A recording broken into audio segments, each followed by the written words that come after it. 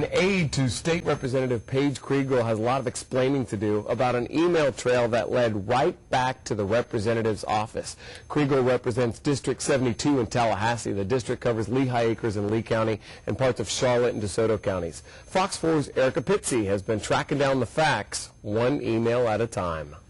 Barely a month after announcing he was running for the State House, Keith Richter got an announcement from his higher-ups at Hodges University that they were concerned about his position as professor. They had gotten a message from Mr. Kreegel's office about some things, and that he had sent them some things. Those things were listed in an email sent by the legislative aide of the current state rep, Paige Kreegel.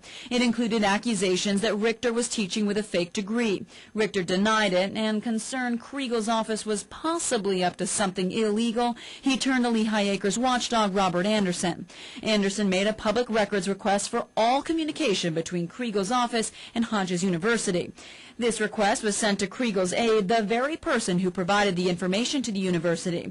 The aide answered he did not have any records responsive to the request. Knowing full well that was not true, Anderson went straight to the State House. Authorities uncovered Kreegel's aide violated not only State House rules, but also state law.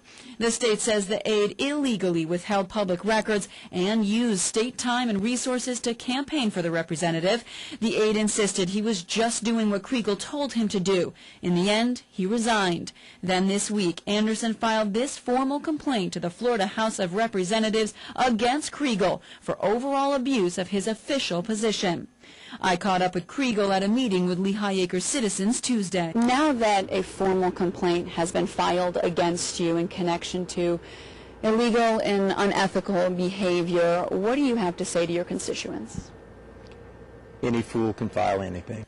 Kreegel says he does not think his aide lied, even though the House counsel said he was being untruthful about the records request. You can be untruthful by making a mistake, too. He says the aide made a mistake when he forgot he was in contact with the university and used the state's computer and phone to do it. You don't think you should be responsible for your aide's actions? Actually, he's my aide, but he's an employee of the House, and he left his job over that. So how did this all begin? In the aide's statement to House investigators, he says the initial contact started when Kreegel gave him Richter's boss's direct phone number at the university, told him to do these things, and that it was all right. How did your aide get the direct line phone number to Richter's boss? That's the wife. Gotta go.